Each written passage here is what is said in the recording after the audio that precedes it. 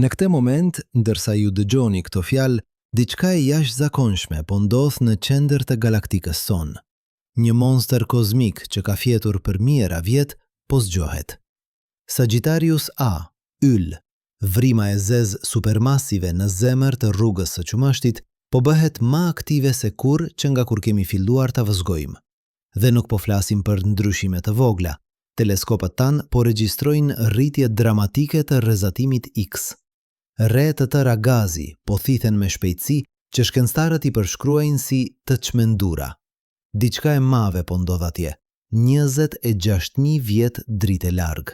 Dhe ne jemi dëshmitarët e parë njerëzor të kësaj zgjimi. Por le të ndalemi për një moment, sepse kjo histori nuk fillon në janar të vitit 2026.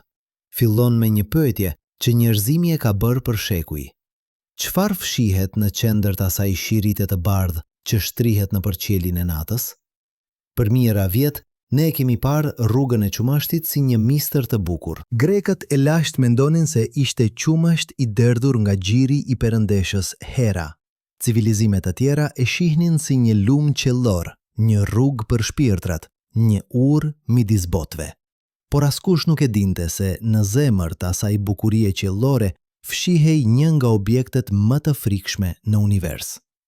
Historia e zbulimit të Sagittarius A Illi është një histori detektivi kozmik që zgjati dekada. Në vitet e 60-ta, radioteleskopët filluan të kapin sinjale të çuditshme nga qendra e galaktikës. Diçka atje po lëshonte energji të jashtëzakonshme. Por çfarë? Në vitin 1978, fizikani amerikan Bruce Balick dhe kolegët e tij në Observatorin Kombëtar të Radioastronomisë zbuluan një burim shumë të kompaktuar dhe të fuqishëm. E quajtën Sagittarius A Illi. Tregon se është diçka e veçantë, e pazakontë, por edhe atëherë askush nuk ishte i sigurt se çfarë ishte. Duheshin dekada të tjera për të mbledhur provat. Në vitet e 90-ta, një grup shkencëtarësh të udhëhequr nga Andrea Ghez në Universitetin e Kalifornisë në Los Angeles dhe Reinhard Genzel në Institutin Max Planck në Gjermani, filluan një projekt ambicioz. Ata vendosën të ndjekin yjet individual që orbitojnë rreth qendrës së galaktikës. Jo për vite, por për dekada. Imagjinoni durimin. Të vëzhgosh të njëjtat pika drite vit pas viti, duke matur pozicionet e tyre me precizion të jashtëzakonshëm, duke pritur që të vënat të tregojnë historinë e tyre. Dhe historia që treguan ishte mahnitëse. Yjet po lviznin me shpejtësi të çmendura, disa me mbi 5.000 km në sekond. Po orbitonin rreth diçkaje të padukshme, diçkaje masive. Duke përdorur ligjet e Newtonit dhe Einsteinit, shkencëtarët llogaritën masën e objektit të padukshëm. 4 milion herë masa e diellit. E gjitha e ngjeshur në një rajon më të vogël se sistemi ynë diellor. Ekziston vetëm një objekt në univers që mund të jetë kaq masiv dhe kaq i kompaktuar. Një vrim e zezë supermasive. Në vitin 2020, Ghez dhe Genzel fituan çmimin Nobel për fizik për këtë zbulim. Por edhe atëherë, Sagittarius A Ill mbetej një mister në shumë aspekte. Ne e dinim se ishte atje, e dinim sa masive ishte, por nuk e kishim parë kurrë drejt për drejt. Deri në prill të vitit 2022, kur Event Horizon Telescope, një rrjet teleskopësh sa madhësia e Tokës, publikoi diçka të jashtëzakonshme. Imazhin e parë të Sagittarius A. Një unaz portokallie ndriçme e gazit të nxehtë që rrotullohet rreth një boshllëku të errët qendror. Për herë të parë në histori, ne po shihnim hijen e një vrima të zezë në qendër të shtëpisë sonë galaktike. Por ajo fotografi tregonte një vrim të zezë relativisht të qetë. Sagittarius A Ill po konsumonte material, por ngadalë, po tuajse me ngurim. Shkencëtarët e krahasuan me një njeri që ha vetëm një kokër orizi në vit. Ishte një gjigant i fjetur. Dhe ne u qetësuam duke menduar se do të mbetej kështu. Ishim gabuar. Tani, në janar të vitit 2026, diçka ka ndryshuar. Observatori Chandra i NASA-s, teleskopi ynë më i fuqishëm me rreze X në orbit, po regjistron në rritje të paprecedent të aktivitetit. Rrezatimi X nga Sagittarius A Illi është rritur me një faktor prej 10 në vetëm disa javë. Teleskopët në tokë po shohin re të tëra gazi që po thithen në vrimën e zezë me shpejtësi që shkencëtarët i përshkruajnë si të frikshme. Diçka e ka zgjuar gjumin e këtij giganti dhe ne mendojmë se e dim çfarë. Rreth 6 muaj më parë, një yll masiv me masë rreth 15 herë më të madhe se dielli ynë kaloi shumë afër Sagittarius A, shumë afër. Kur një objekt i afrohet një vrimë të zezë, ndodh diçka e çuditshme dhe e tmerrshme. Forca gravitacionale në anën e objektit që është më afër vrimës së zezë është shumë më e fortë se në anën e largët. Kjo diferencë e quajtur forcë batic fillon ta shqejë objektin. E tërheq, e zgjat. Shkencëtarët e quajnë këtë proces spaghettification, sepse objekti fillon të duket si një spageti e gjatë dhe e hollë. Ky yll po kalon nëpër këtë proces tani. Shtresat e tij të jashtme po shqyen dhe po thithen në vrimën e zezë.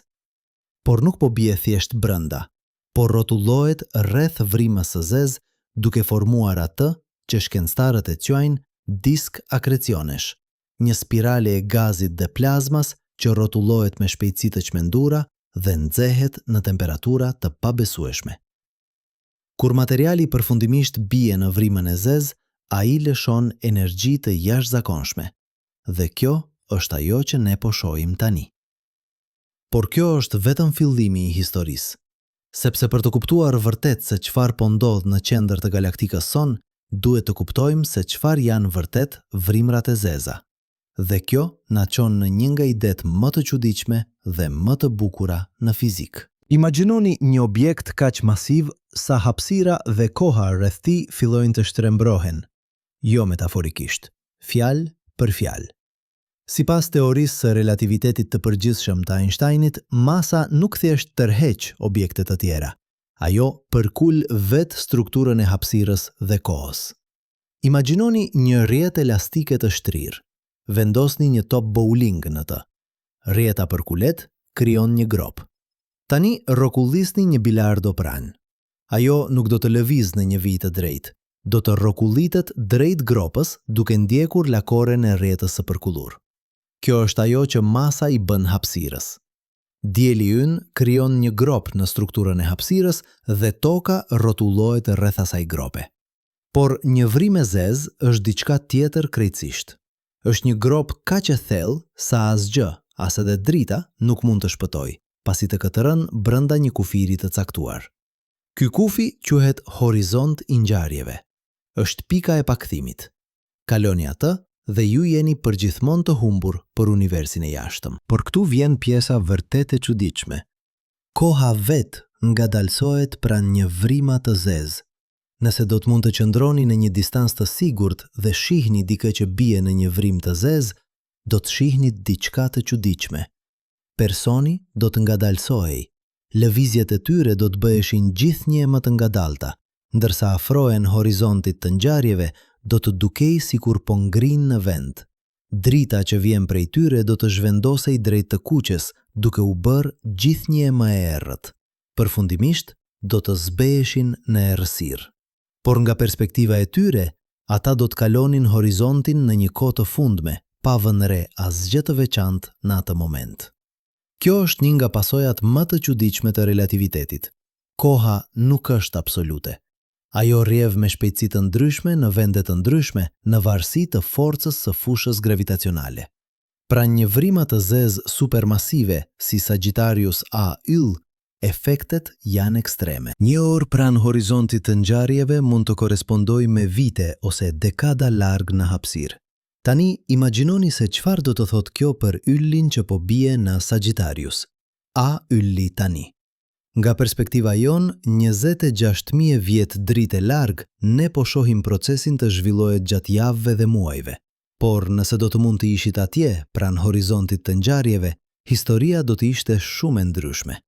Koha do të ishte kaq e shtrembëruar sa ngjarje që na duken të shpejta do të zgjidhen në detaje të ngadalta dhe të dhimbshme. Por le të kthehemi te pyetja që të gjithë po e bëjnë. A jemi në rrezik?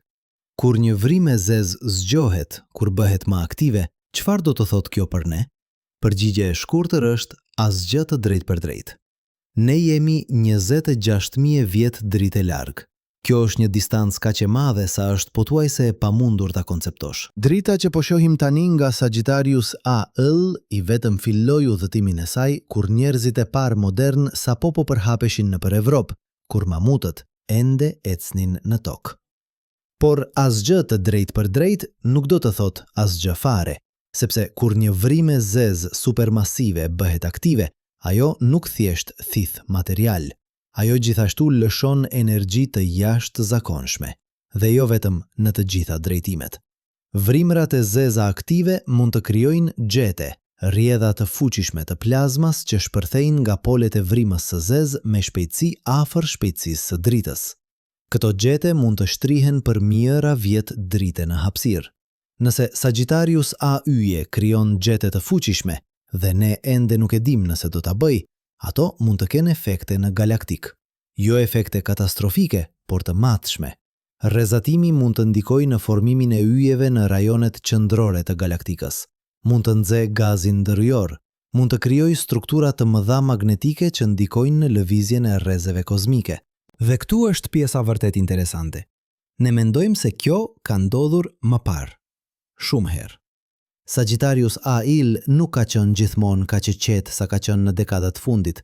Ka prova që në të kaluarën, mijëra ose miliona vjet më parë, ajo ka qenë shumë më aktive.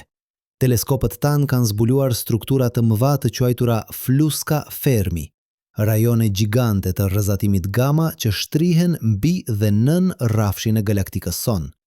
Këto fluska janë gjurmë të shpërthimeve të kaluara nga qendra e galaktikës. Çfarë shkaktoi ato shpërthime? Ndoshta ngjarje të ngjashme me atë që po shohim tani, yje që kaluan shumë afër dhe u shqyen, ose re të mëdha gazi që ranë në vrimën e zezë. Çdo herë që Sagittarius A** ha një sasi të madhe materiali, ajo zgjohet për një kohë, lëshon energji, ndritson, dhe pastaj, kur ushqimi mbaron, ajo bie përsëri në gjumë.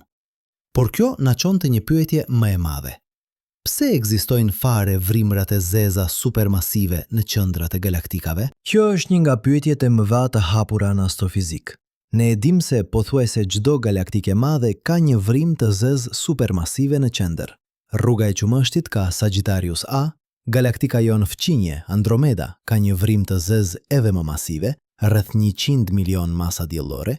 Disa galaktika kanë vrima të zeza me masa miliarda herë më të mëdha se dielli. Si u bën kaq të mëdha? Kjo është një mistër. Vrimrat e zeza formohen kur yje masiv shpërthejnë në supernova dhe bërthama e tyre kolapson. Por këto vrima të zeza normale kanë masa vetëm disa dhjetra herë më të mëdha se dielli. Si shkojnë nga disa dhjetra masa diellore në miliona ose miliarda? Duhet kohë për të thithur kaq shumë material. Dhe universi ynë është vetëm rreth 13 miliardë e 800 milion vjet i vjetër. A ka pasur kohë të mjaftueshme? Disa shkencetarë mendojnë se vrimrat e zeza supermasive u formuan shumë herët në historinë e universit nga kolapsi i drejt për drejt i rreve gjigante të gazit. Të tjerë mendojnë se ato u rritën duke përthithur yje dhe gaz gjatë miliarda viteve.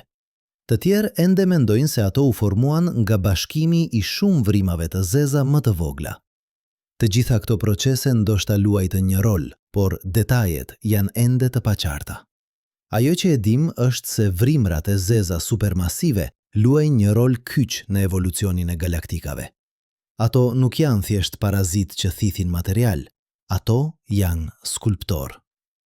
Kur një vrim e zezë supermasive bëhet aktive, energjia që lëshon mund të ndalojë formimin e yjeve në qendër të galaktikës. Mund të shpërndaj gazin që përndryshe do të kolapsonte për të formuar yje të rinj. Në një kuptim, vrima e zezë rregullon rritjen e galaktikës së saj. Pa këtë rregullim, galaktikat do të formonin yje shumë më shpejt dhe do të shtereshin nga gazi i tyre shumë më herët. Ekziston madje një marrëdhënie e çuditshme midis masës së vrimës së zezë qendrore dhe vetive të galaktikës që e rrethon. Sa më masive të jetë vrima e zezë, aq më masive dhe më e organizuar është galaktika. Kjo nuk është një përputhje e rastësishme. Vrima e zezë dhe galaktika kanë bashkëvoluar. Ato kanë rritur njëra tjetrën, kanë ndikuar njëra tjetrën gjatë miliarda viteve. Dhe kjo na sjell te një realizim i mahnitshëm. Ne jemi pjesë e kësaj historie. Çdo atom në trupin tuaj, çdo molekule ajrit që merr një frym, çdo pikë e ujit që pini, të gjitha u formuan në uje. Ato uje u formuan nga gazi që u skulptua nga dinamika e galaktikës, dhe ajo dinamik u ndikua nga vrima e zezë në qendër. Në një kuptim shumë real, Sagittarius A-yl ka luajtur një rol në ekzistencën tuaj. Por le të kthehemi te momenti aktual. Çfarë po ndodh tani në qendër të galaktikës son? Ylli që po shqyhet po i jep Sagittarius A-yl një vakt që nuk e ka pasur prej kohësh. Vevrima e zezë po e konsumon me një oreksi të çmendur. Çdo orë, masa sa disa toka po thithet përtej horizontit të ngjarjeve. Çdo orë, energjia sa prodhimi i miliona yjeve po lëshohet në hapësirë. Teleskopët tanë po punojnë me kapacitet të plot. Qandra po regjistron rrezet X. Teleskopi hapësinor Hubble po vëzgon në dritë të dukshme dhe ultraviolete. Teleskopi hapësinor James Webb, instrumenti ën më i fuqishëm, po shikon në infrat kuqe, duke depërtuar në rreth e pluhurit që errësojnë qendrën e galaktikës. Radioteleskopët në tokë po ndjekin ndryshimet në kohë reale. Ne po mbledhim të dhëna me një shkallë që nuk ka ndodhur kurrë më parë. Dhe çfarë po mësojmë? Po mësojmë se vrimrat e zeza nuk janë objekte statike. Ato janë dinamike, të ndryshueshme, të gjalla në një kuptim. Ato kalojnë nëpër ciklet aktivitetit dhe qetësisë. Ato ndërveprojnë me mjedisin e tyre në mënyra komplekse. Ato janë jo vetëm destinacione finale për material, por edhe burimet e energjisë dhe ndikimi. Po mësojmë gjithashtu se universi është më dinamik se sa mendonim. Për shumë kohë, ne menduam qendrën e galaktikës son si një vend i largët dhe i qetë, diçka që mund të injoronim në jetën tonë të përditshme. Por tani po shohim se edhe në shkallë kozmike, gjërat mund të ndryshojnë shpejt. Një yll kalon në vendin e gabuar, në kohën e gabuar, dhe një gjigant që ka fjetur për mijëra vjet zgjohet. Çfarë do të ndodhë mëtej? Kjo është pyetja që të gjithë shkencëtarët po e bëjnë. A do të vazhdojë aktiviteti të rritet? A do të shohim formimin e gjeteve? A do të ketë shpërthime të mëdha të energjisë? Apo Sagittarius A-yl do të konsumojë shpejt mbetjet e yllit dhe do të kthehet në gjumë? Ne nuk e dim. Dhe kjo është pjesa e bukur. Për herë të parë në histori, ne kemi mjetet për të vëzguar një vrinë të zezë supermasive ndërsa ajo zgjohet.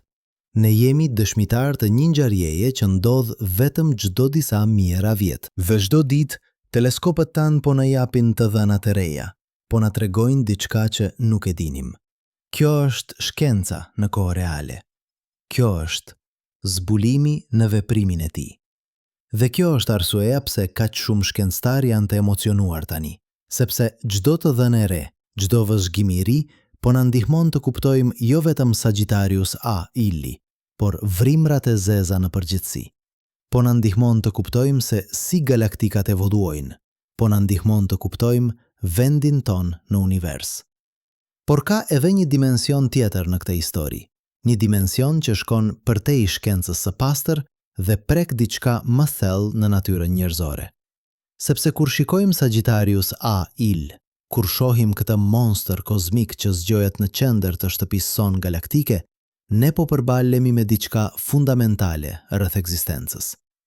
Ne jemi krijesa që jetojnë në sipërfaqen e një shkëmbi të vogël, duke rrotulluar rreth një ylli mesatar në periferi të një galaktike që përmban qindra miliarda yjesh të tjerë. Dhe në zemër të asaj galaktike fshihet një objekt kaq i çuditshëm, kaq i largët nga përvoja jone e përditshme, sa vetë ekzistenca e tij na detyron të rishikojmë kuptimin ton të realitetit. Kjo nuk është thjesht një histori për një vrim të zezë që po bëhet më aktive.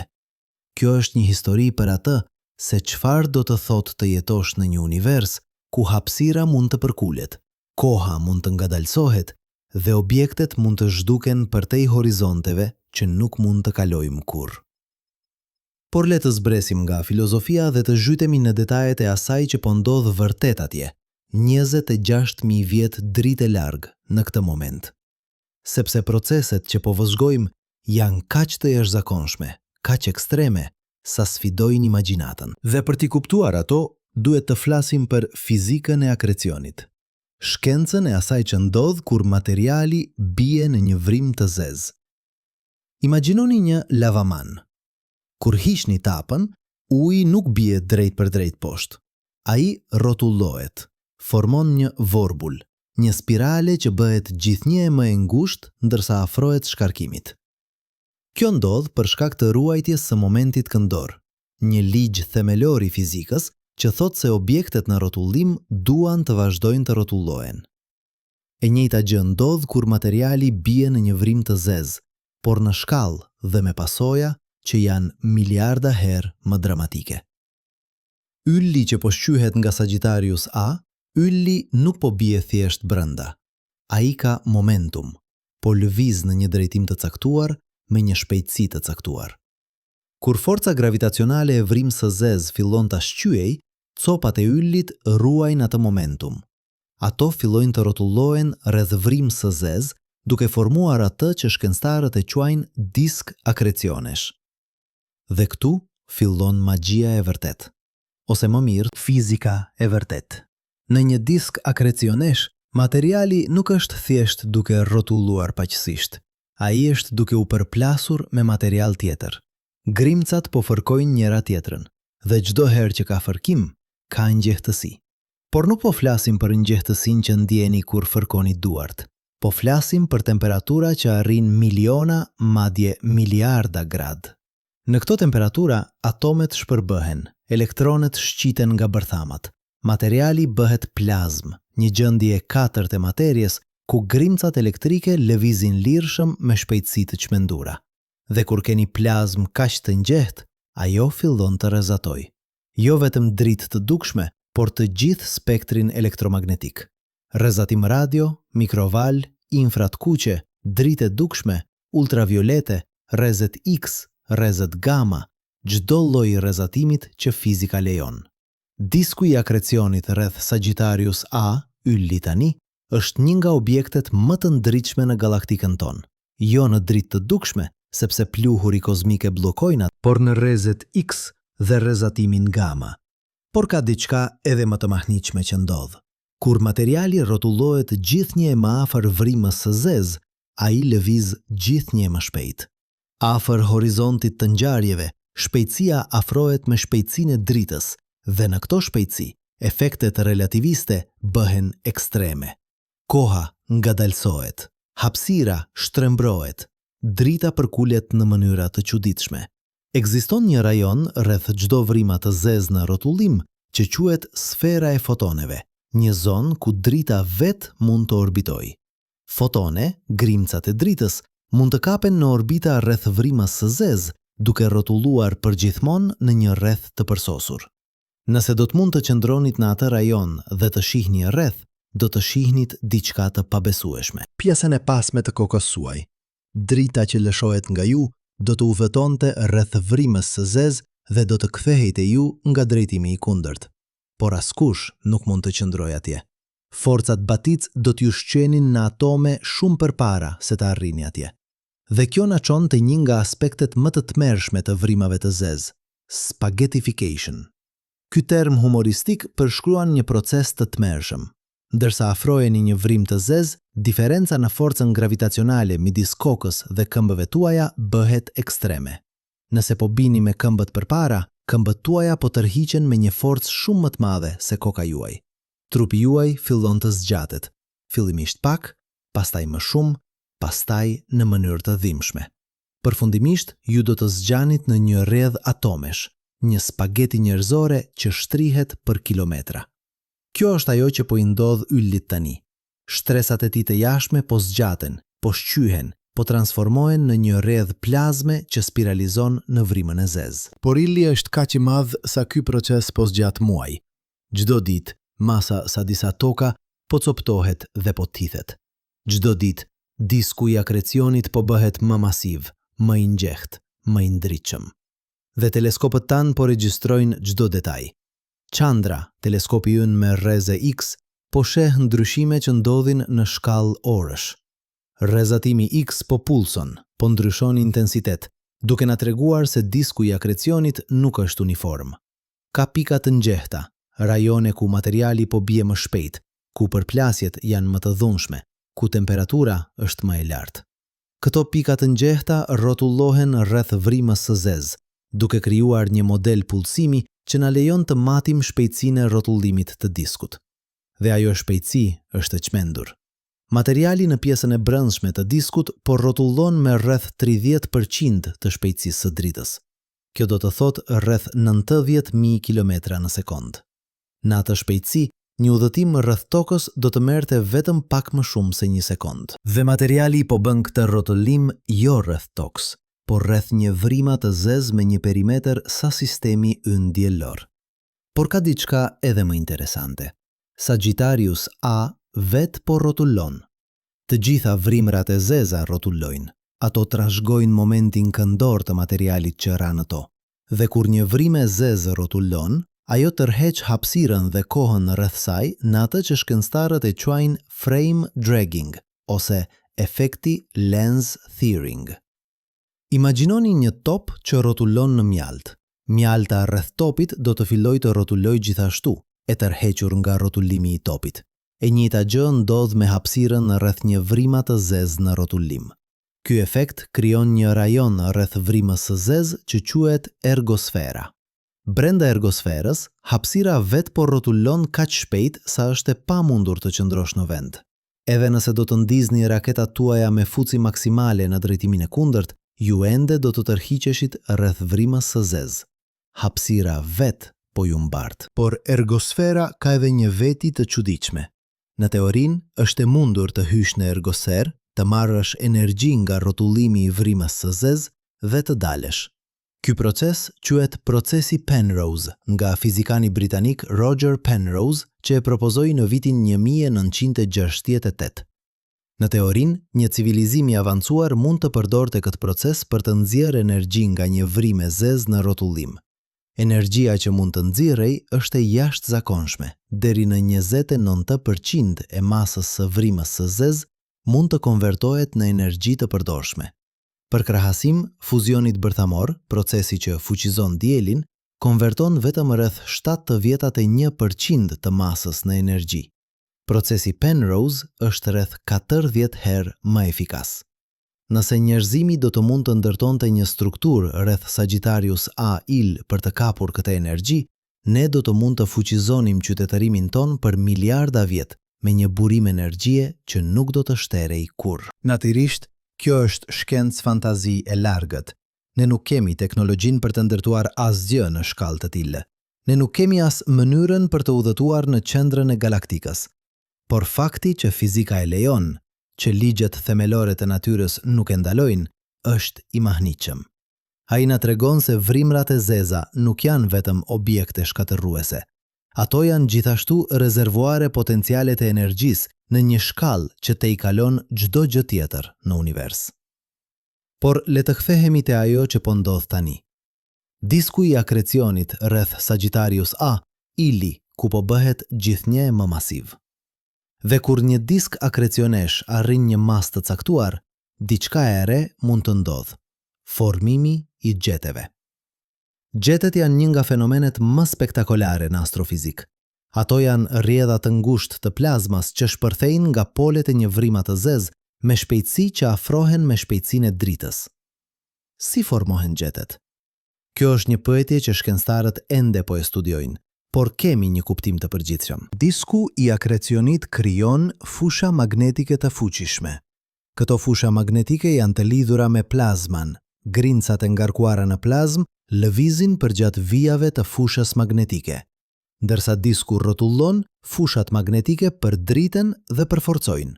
Përfundimisht, ato formojnë një strukturë që vepron si një përshpejtues gjigant të grincave.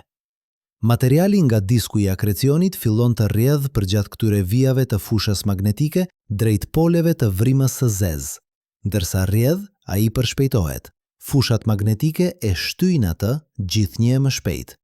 Kur arrin polet, ai është duke lëvizur me një frakcion të konsiderueshëm të shpejtësisë së dritës, dhe pastaj ai shpërthehet në hapësirë si një rreze e fokusuar e energjisë së pastër. Gjetet mund të shtrihen për distanca të pabesueshme. Disa gjete që kemi vëzguar nga vrimat të tjera të zeza shtrihen për miliona vjet drite, më shumë se distanca nga rruga e Qumështit te galaktika më e afërt. Ato janë ndër strukturat më të mëdha në univers që krijohen nga një objekt i vetëm. A do të formojë Sagittarius auje gjete tani? Ne nuk e dim. Disa vrima të zeza formojnë gjete të fuqishme, të tjera nuk e bëjnë. Varet nga shumë faktor. Shpejtësia e rrotullimit të vrimës së zezë, sasia e materialit në diskun e akrecionit, forca e fushave magnetike. Por nëse Sagittarius auje formon gjete, ne do ta dim. Ato do të jenë të dukshme në të gjithë spektrin elektromagnetik, dhe ato mund të kenë efekte të matshme në mjedisin rreth qendrës së galaktikës. Por edhe pa gjete, ajo që po ndodh tani është e jashtëzakonshme. Rrezatimi që po lëshohet nga disku i akrecionit është duke ndikuar në gazin përreth. Rajonet e gazit që janë relativisht afër Sagittarius auj brenda disa vjetëve drite po nxehen. Atomet po ionizohen. Elektronet po shqiten nga bërthamat nga rrezatimi i fuqishëm. Ky gaz i ionizuar fillon të shkëlqejë, duke lëshuar dritën e vet. Teleskopi hapësinor James Webb po vëzhgon këtë proces në detaje të pabesueshme. Instrumentet e tij, infrakuqe, mund të depërtojnë nëpër rrete pluhurit që erësojnë qendrën e galaktikës në dritë të dukshme. Dhe ajo që po sheh është një peizazh kozmik që ndryshon në kohë reale. Regazi që ishin të errëta javën e kaluar, tani po shkëlqejnë. Strukturat e reja po shfaqen, ndërsa rrezatimi nga Sagittarius A ndriçon rajonet që ishin të padukshme më parë. Është si të ndezësh një dritë në një dhomë të errët. Papritur, ju mund të shihni mobiljet, muret, objektet që ishin atje gjithmonë, por ishin të padukshme. E njëjta gjë po ndodh në qendrën e galaktikës son. Sagittarius A-il po vepron si një far kozmik, duke ndriçuar mjedisin e saj dhe duke na lejuar të shohim struktura që nuk i kemi parë kurrë më parë. Dhe ajo që po shohim është mahnitëse. Ka regazi që shtrihen për 10 vjet drite. Ka filamente, struktura të gjata dhe të holda që duken si fije në një rrjet kozmike. Ka kavitete, rajone ku rrezatimi dhe errat nga yjet të mëparshëm kanë shpuar gazin, duke krijuar fluska të mëdha bosh. Dhe në mes të gjithë kësaj, ka Sagittarius A, zemra e errët që po ushqen gjithë këtë aktivitet. Por le të zmadhojmë edhe më shumë, sepse ajo që po ndodh në qendrën e rrugës së Qumështit nuk është unike. Në të gjithë universin ka miliarda galaktika dhe pothuajse secila ka një vrim të zezë supermasive në qendër. Disa prej tyre janë të qeta, si Sagittarius A-il ka qenë për dekada. Të tjera janë jashtëzakonisht aktive, kaq aktive sa shkëlqejnë më shumë se të gjitha yjet në galaktikat e tyre të kombinuara. Këto vrima të zeza superaktive quhen quasar. Emri vjen nga quasi-stellar radio source, burim radio pothuajse yjor, sepse kur u zbuluan për herë të parë në vitet e 60-ta, ato dukeshin si yje në fotografi, por po lëshonin sasi të çmendura të rrezatimit radio. Vetëm më vonë shkencëtarët kuptuan se ato nuk ishin yje fare. Ato ishin galaktika të tëra, kaq të largëta sa vetëm qendra e tyre ndritshme ishte e dukshme. Quasarët janë ndër objektet më të ndritshme në univers. Një quasar tipik lëshon energji sa 1 trilion diellza. Disa lëshojnë edhe më shumë, dhe e gjithë kjo energji vjen nga një rajon më i vogël se sistemi ynë diellor. Është e vështirë të konceptosh sa energji është kjo. Nëse do të mund të kapnit të gjithë energjinë që lëshon dielli për 1 miliard vjet dhe ta lëshonit atë në 1 sekondë të vetme, ju do të afroheshit me fuqinë e një quasari. Quasarët ishin shumë më të zakonshëm në të kaluarën e largët të universit. Kur shikojmë quasar, ne po shikojmë miliarda vjet prapa në kohë, sepse drita e tyre ka udhëtuar për kaq kohë për të na arritur. Ne po shohim universin kur ishte më i ri, më i dendur, më kaotik.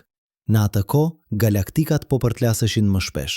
Materiali po binte në vrima të zeza me shkallë shumë më të lartë, dhe vrimrat e zeza po rriten shpejt. Sot, universi është më i qetë. Galaktikat janë më të shpërdara. Vrimrat e zeza kanë konsumuar shumicën e materialit të disponueshëm në afërsitë e tyre. Shumica e tyre, si Sagittarius A-ili, janë relativisht të qeta, por jo të gjitha. Dhe ato që janë të qeta, mund të zgjohen, siç po shohim tani. Kjo na çon te një pyetje interesante. Çfarë do të ndodhte nëse Sagittarius A Il do të bëhej një kuasar i plot? Nëse do të fillonte të konsumonte material me shkallën që kuasarët e bëjnë, përgjigjja është se do të ishte spektakolare, por jo domosdoshmërisht katastrofike për ne. Së pari, le të jemi të qartë, Sagittarius A Il nuk mund të bëhet një kuasar i vërtet në kuptimin klasik. Kuasarët kërkojnë sasi të mëdha materiali, re gjigante gazi që rrjedhin vazhdimisht në vrimën e zezë. Qendra e rrugës së qumështit nuk ka aq shumë material të disponueshëm. Por le të imagjinojmë një skenar hipotetik ku një re e madhe gazi do të binte në Sagittarius A. Vrima e zezë do të bëhej shumë më e ndritshme. Disku i akrecionit do të shkëlqente kaq shumë sa do të ishte i dukshëm nga toka edhe në përreth e pluhurit. Qielli natës do të kishte një pikë të re drite në drejtim të konstelacionit shigjetar, jo aq të ndritshme sa Hëna, por ndoshta aq e ndritshme sa Venusi. Do të ishte një dukuri e re në qiellin ton, një yll i ri që nuk ishte atje më parë. Rrezatimi do të rritet dramatikisht. Rrezet X dhe rrezatimi gamma do të përmbytën qendrën e galaktikës. Çdo gaz në afërsi do të ionizohej. Formimi i yjeve në rajonet qendrore do të ndikohej, ndoshta do të ndalohej krejtësisht për një kohë. Gjetet do të formonin pothuajse me siguri, duke shpuar nëpër galaktik për mijëra vjet drite. Por ne, këtu në tokë, do të ishim të sigurt. 26.000 vjet drite është një distancë e madhe. Rrezatimi do të dobësohej me katrorin e distancës. Nga koha që do të arrinte këtu, do të ishte i dëmshëm vetëm për satelitët tanë, dhe edhe atëherë vetëm pak. Atmosfera e tokës do të na mbrojë. Gjeta do të vazhdonte normalisht, por do të kishte një ndryshim të madh. Ne do të dinim, pa dyshim, se jemi pjesë e një galaktike aktive.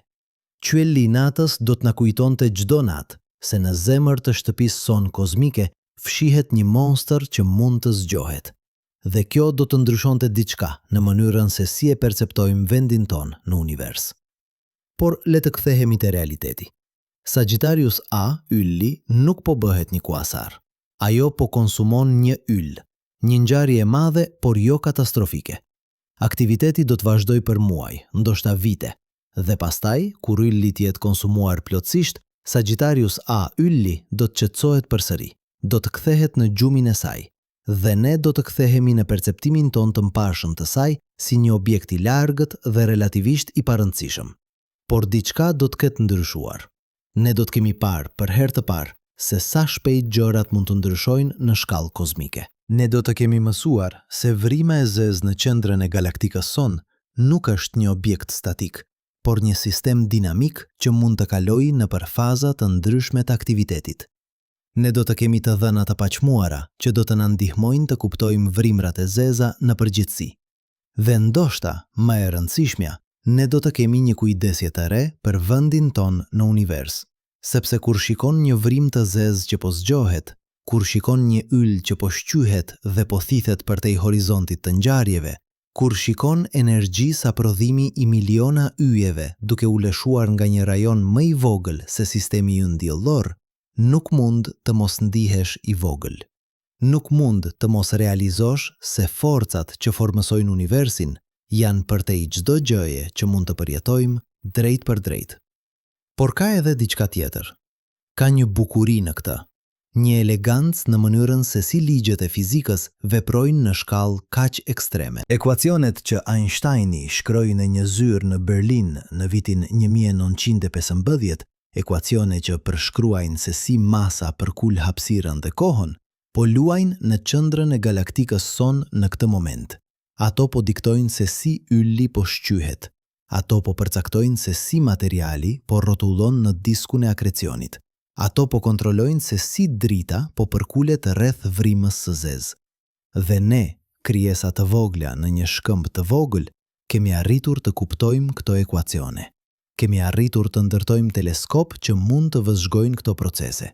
Kemi arritur të interpretojmë të dhënat dhe të ndërtojmë modele që na lejojnë të parashikojmë se çfarë do të ndodhë mëtej. Kjo është një arritje e jashtëzakonshme.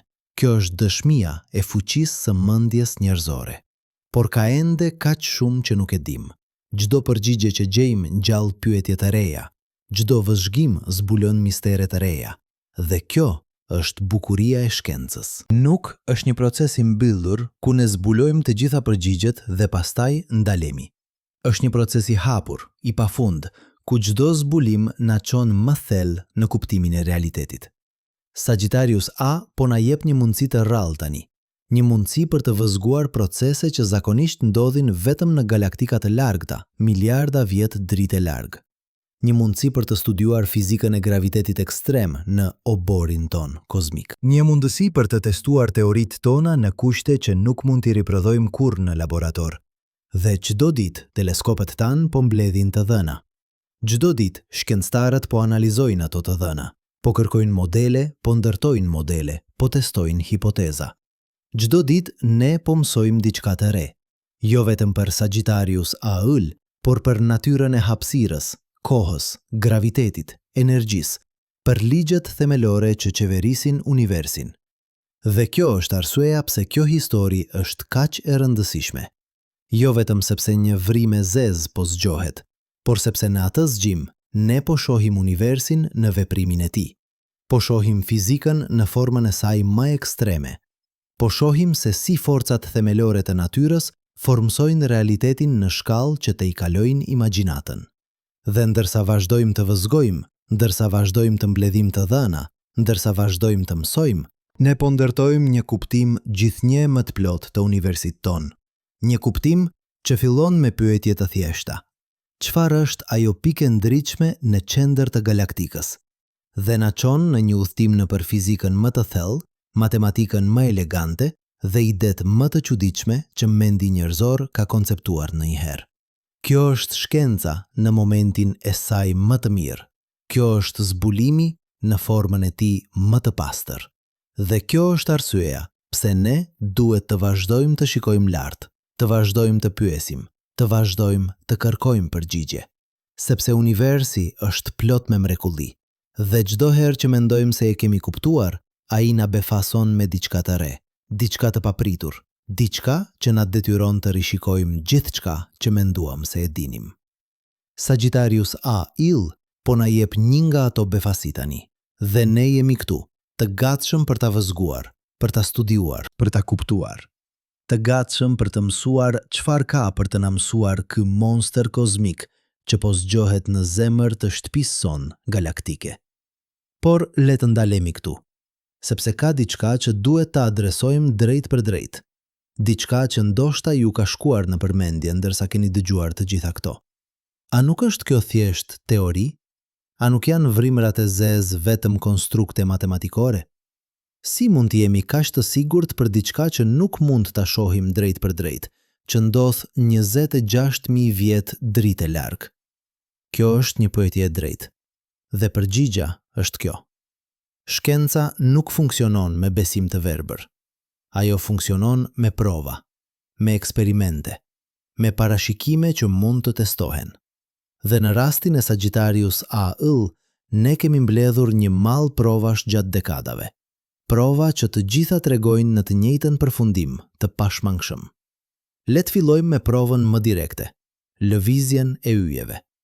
Në vitin 1992, Andrea Ghez dhe ekipi i saj filluan të ndjekin një yll të quajtur S2. Ky yll orbiston rreth Sagittarius A ill në një elips shumë të zgjatur. Në vitin 2018, ai kaloi në pikën më të afërt të orbitës së tij, vetëm 170 njësi astronomike nga vrima e zezë. Kjo është rreth 20 miliardra kilometra. Mund të tingëlloj shumë, por në shkallë kozmike është si të kalosh rrufe pra një objekti me mas 4 milion diellza. Në atë moment, S2 po lëvizte me rreth 7.500 kilometra në sekond. Kjo është 2.5% e shpejtësisë së dritës. Dhe këtu vjen pjesa e mahniqme. Teleskopët tanë ishin kaq të saktë sa mund të matnin jo vetëm shpejtësinë e illit, por edhe ndryshimet në dritën që vinte prej tij. Dhe ato ndryshime përputheshin saktësisht me parashikimet e relativitetit të përgjithshëm të Einsteinit. Së pari ishte zhvendosja gravitacionale e kuqe. Kur drita largohet nga një fushë fort gravitacionale, ajo humb energji. Frekuenca e saj zvoglohet, ajo zhvendoset drejt pjesës së kuqe të spektrit. Shkalla e kësaj zhvendosjeje varet nga forca e fushës gravitacionale. dhe zhvendosja që vështuam nga S2 përputhej saktësisht me atë që do të priste nëse Illi po orbitonte rreth një objekt me mas 4 milion diellza të koncentruar në një rajon më të vogël se orbita e Merkurit. Së dyti ishte efekti Doppler relativist. Kur një objekt lëviz me shpejtësi të lartë, drita që lëshon zhvendoset, drejt blusë nëse po afrohet, drejt të kuqes nëse po largohet. Por në shpejtësi relativiste, ky efekt nuk është linear. Ai ndiqet nga ekuacionet e relativitetit të posaçëm dhe përsëri vëzhgjimet përputheshin saktësisht me parashikimet. Së treti dhe ndoshta më dramatike ishte precesioni i orbitës. Në fizikën newtoniane, një planet që orbiston rreth një Illi duhet të ndjek të njëjtën elips përgjithmonë. Por në relativitetin e përgjithshëm, orbita vetë rrotullon ngadalë, elipsi rrotullohet rreth qendrës. Ky efekt është i vogël për planetet në sistemin ton diellor. Merkuri, planeti më i afërt me diellin, ka një precesion vetëm rreth 43 sekonda harku në shekull. Por për S2, që po lëviz kaq shpejt dhe kaq afër një objekti kaq masiv, efekti është shumë më i madh. Dhe ne e vështuam atë. Orbita e S2 po rrotullon saktësisht me shkallën që Einstein i parashikoi. Këto nuk janë vëzhgime të paqarta, këto janë matje të sakta, të përsëritura, të konfirmuara nga ekipe të pavarura duke përdorur teleskop të ndryshëm. Këto janë teste eksperimentale të relativitetit të përgjithshëm në kushte ekstreme, dhe çdo test ka konfirmuar teorinë. Çdo matje ka treguar se në qendrën e galaktikës son fsihet një objekt me mas 4 milion diellza të koncentruar në një rajon kaq të vogël sa nuk mund të jetë asgjë tjetër përveç një vrima të zezë. Por ka më shumë. Në prill të vitit 2022, Event Horizon Telescope publikoi imazhin e Sagittarius A. Ky nuk ishte një imazh i zakonshëm. Ishte rezultati një bashkëpunimi global që përfshinte 8 radioteleskop në 4 kontinente, të gjithë duke vëzhguar të njëjtin objekt në të njëjtën kohë. Të vënat nga këto teleskop u kombinuan duke përdorur një teknik të quajtur interferometri me bazë shumë të gjatë, në thelb duke kthyer të gjithë tokën në një teleskop gjigant. Dhe ajo që pan ishte saktësisht ajo që teoria parashikonte. Një unazë ndritshme e gazit të nqehtë që rrotullohet rreth një boshllëku qendror të errët. Madhësia e atij boshllëku përputhej me madhësinë e parashikuar të horizontit të ngjarjeve për një vrim të zezë me mas 4 milion diellza. Forma e unazës tregonte efektet e përkuljes së dritës nga graviteti ekstrem. Asimetria e ndriçimit, një anë e unazës ishte më e ndritshme se tjetra, tregonte drejtimin e rrotullimit të diskut të akrecionit. Çdo detaj i atij imazë ishte një konfirmim i teorisë. Çdo piksel ishte një test i relativitetit të përgjithshëm. Dhe teoria kaloi me ngjyra fluturuese. Kjo nuk ishte më teori abstrakte. Kjo ishte realitet i fotografuar. Por edhe tani, ndërsa po shohim Sagittarius A-ëll të zgjohet, skeptikët mund të pyesin: a nuk mund të jetë diçka tjetër? A nuk mund të jetë një grumbull shumë i dendur yjesh, apo një objekt egzotik që ne ende nuk e kemi imagjinuar? Le t'i adresojmë këto pyetje një nga një. A mund të jetë një grumbull yjesh? Jo, një grumbull yjesh me mas 4 milion diellza do të kishte një madhësi shumë më të madhe. Yjet do të përplaseshin vazhdimisht. Do të kishim parë shpërthime të supernovave. Do të kishim parë dritë nga yjet individual. Por ne nuk shohim asgjë nga kjo. Shohim vetëm errësirë në qendër, të rrethuar nga gazin qehtë që rrotullon. A mund të jetë një objekt egzotik, ndoshta një yll bozoni, apo një grumbull i materies së errët, apo diçka që fizika jon aktuale nuk e parashikon? Kjo është një pyetje më interesante. Dhe përgjigjja është, në teorinë, po, mund të ishte. Por çdo alternativë që është propozuar ka probleme serioze. Shumica kërkojnë fizik të re, që nuk kemi parë kurrë në eksperimente. Shumica nuk mund të shpjegojnë të gjitha vëzhgjimet që kemi bërë, dhe shumica janë thjesht më komplekse se shpjegimi i drejt për drejt. Është një vrim e zezë. Ekziston një parim në shkencë i quajtur briska e Okamit. Kur keni dy shpjegime që përshtaten me të dhënat, zgjidhni më të thjeshtën. Dhe shpjegimi më i thjesht për të gjitha vëzhgjimet tona lëvizja e yjeve, zhvendosja gravitacionale e kuqe, imazi nga Event Horizon Telescope, rrezatimi që po shohim tani, është se Sagittarius A Ylli është saktësisht ajo që teoria parashikon, një vrim e zezë supermasiv. Por le të shkojmë edhe më thellë, sepse ka një aspekt të kësaj historie që është edhe më i mahnitshëm se vetë vrima e zezë. Dhe ai aspekt është ky. Ne po e vëzgojmë të kaluarën. Drita që po shohim tani nga Sagittarius A Yll i thyer filloi udhëtimin e saj 26.000 vjet më parë. Kur ajo dritë u lëshua, njerëzit modern sapo po përhapeshin nga Afrika në Evropë dhe Azi. Neandertalët ende jetonin, mamutët ecnin nëpër stepat e Siberis. Nuk kishte qytete, nuk kishte shkrim, nuk kishte civilizim siç e njohim ne. Dhe megjithatë, në atë moment të largët, një yll po fillonte udhëtimin e tij fatal drejt vrimës së zezë në qendrën e galaktikës.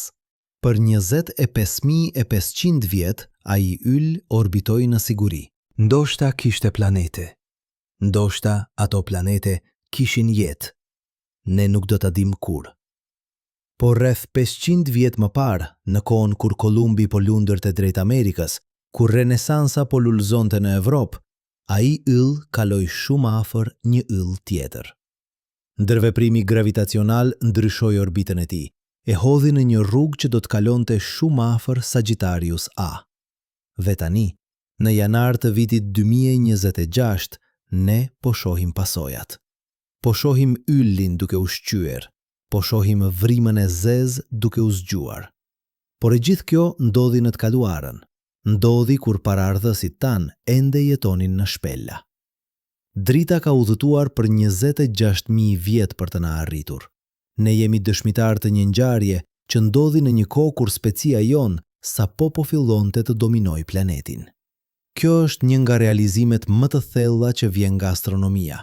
Ne nuk mund të shohim kurrë universin siç është tani. Ne mund të shohim vetëm siç ishte. Sa më larg shikojmë, aq më shumë në të kaluarën shohim. Drita nga dielli është 8 minuta e 20 sekonda e vjetër. Drita nga illi më i afërt, Proxima Centauri, është 4 vjet e 3 muaj e vjetër. Drita nga galaktika më e afërt, Andromeda, është 2.500.000 vjet e vjetër. Dhe kur teleskopët tanë më të fuqishëm shikojnë në thelësitë e hapësirës, ata po shikojnë miliarda vjet prapa në kohë. Teleskopi hapësinor James Webb ka zbuluar galaktika që formuan yjet e tyre të parë vetëm disa qindra milion vjet pas Big Bangut. Ne po shohim universin foshnjë. Po shohim gjeneratën e parë të yjeve dhe galaktikave. Po shohim fillimin. Por ka diçka edhe më të çuditshme. Për shkak të zgjerimit të universit, objektet më të largëta po largohen nga ne me shpejtësi që afrohen me shpejtësinë e dritës. Dhe kjo do të thotë se drita që lëshojnë po zhvendoset drejt të kuqes. Jo për shkak të gravitetit, por për shkak të zgjerimit të vetë hapësirës. Sa më larg të jetë një objekt, aq më e madhe është zhvendosja e kuqe. Dhe duke matur atë zhvendosje, ne mund të llogarisim sa larg është objekti dhe sa kohë më parë lëshoi dritën që po shohim. Kjo teknik na ka lejuar të hartojmë universin në 3 dimensione plus kohë. Ne kemi ndërtuar një hartë kozmike që shtrihet miliarda vjet drite në hapësirë dhe miliarda vjet prapa në kohë. Dhe ajo hartë na tregon diçka të mahnitshme. Universi ka një strukturë. Galaktikat nuk janë të shpërndara rastësisht. Ato formojnë filamente, rjeta gjigante që shtrihen për qindra milion vjet drite. Midis këtyre filamenteve janë boshollqe, rajone ku ka shumë pak galaktika. Kjo strukturë u formua nga graviteti që vepron mbi miliarda vjet. Në fillim, universi ishte pothuajse krejtësisht uniform, por kishte fluktuacione të vogla, rajone që ishin pak më të densa se të tjerat. Graviteti amplifikoi ato fluktuacione. Rajonet më të densa tërhoqën më shumë material, u bën edhe më të densa. Përfundimisht, ato kolapsuan për të formuar yjet e parë, galaktikat e para, grumbujt e parë të galaktikave. Dhe në qendër të shumicës së atyre galaktikave, formuan vrimrat e zeza supermasive. Disa nga ato vrima të zeza u rritën shpejt duke konsumuar sasi të mëdha materiali, duke u bërë kuasar që shkëlqenin më shumë se triliona diellza.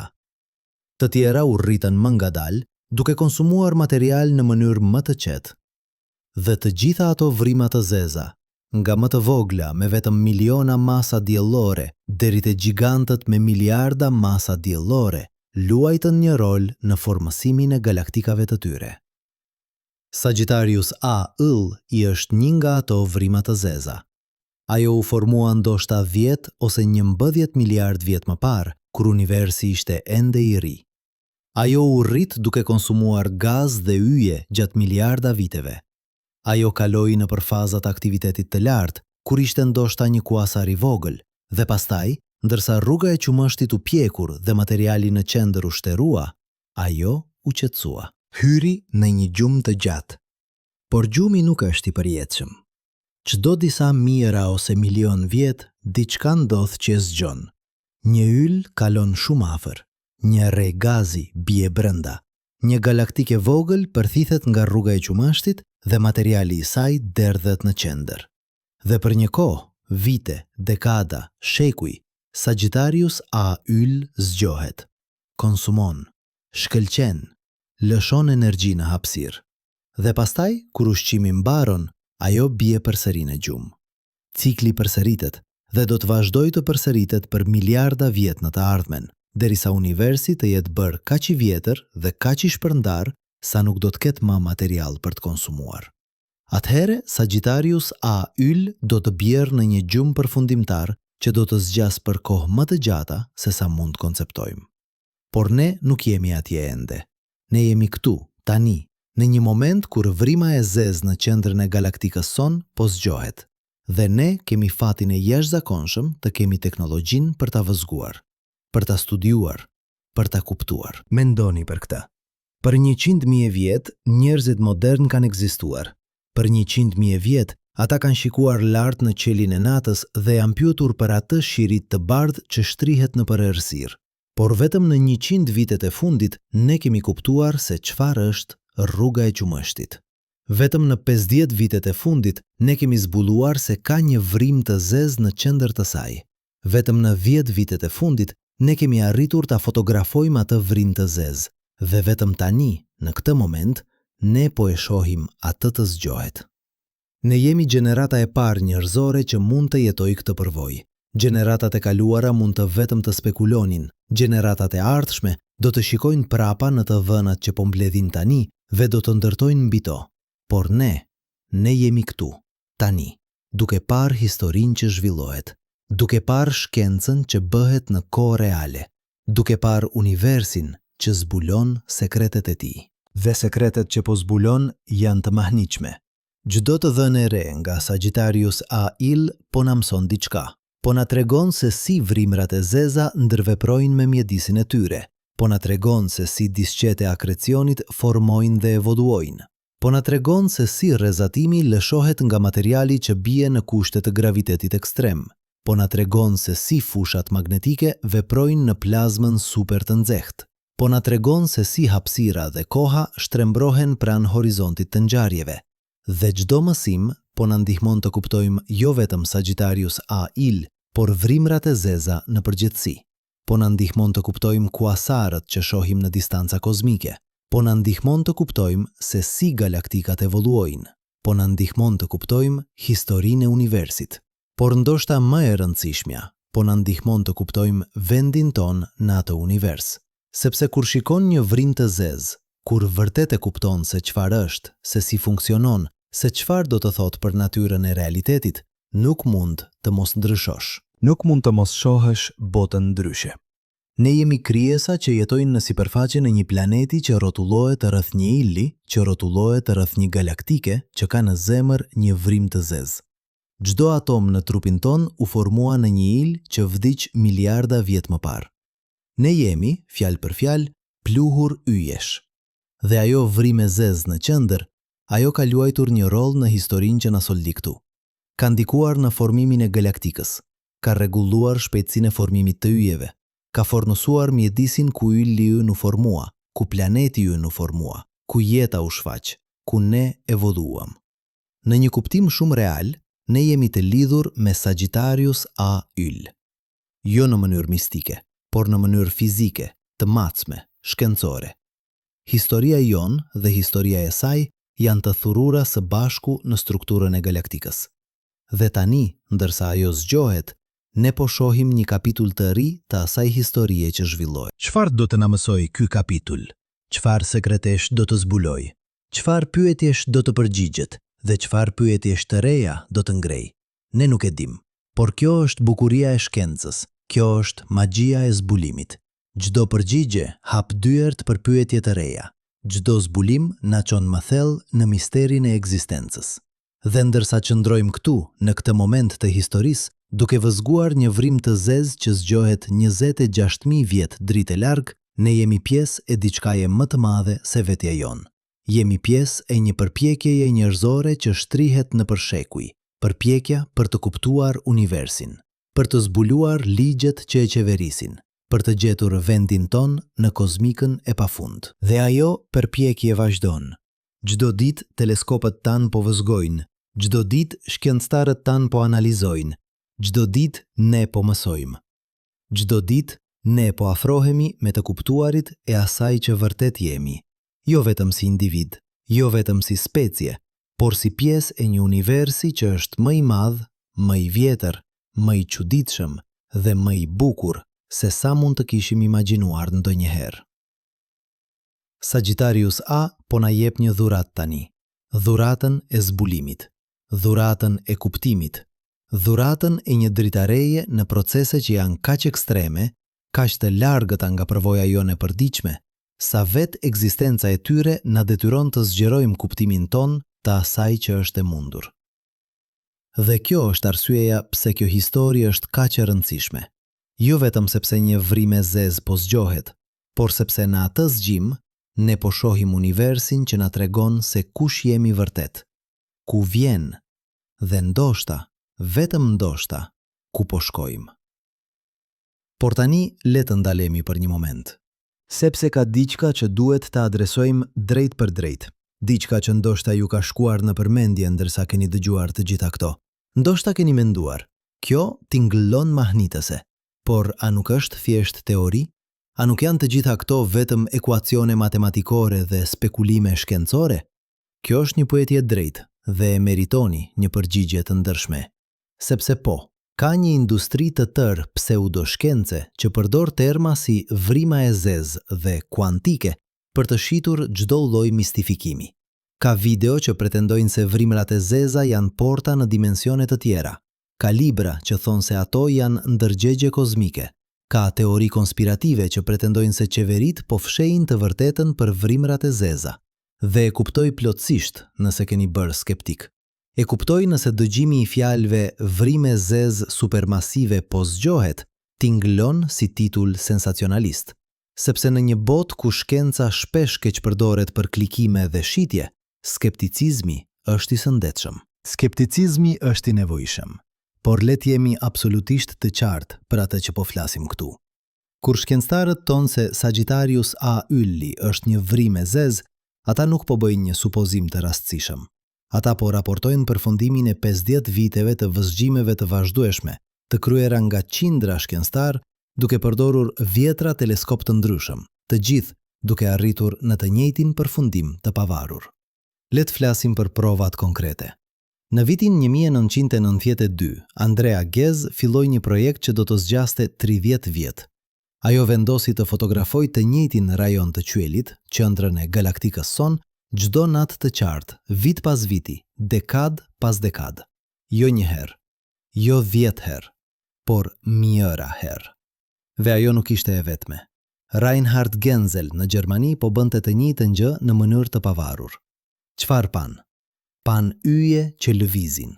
Jo ngadalë si yjet që shohim në qielin ton të natës, por me shpejtësi të çmendura. Një yll të quajtur S2, një yll masiv, i ndritshëm, që mund të ndiqet me precizion, po orbitonte rreth diçkaje të padukshme me një shpejtësi maksimale prej 7500 km në sekond.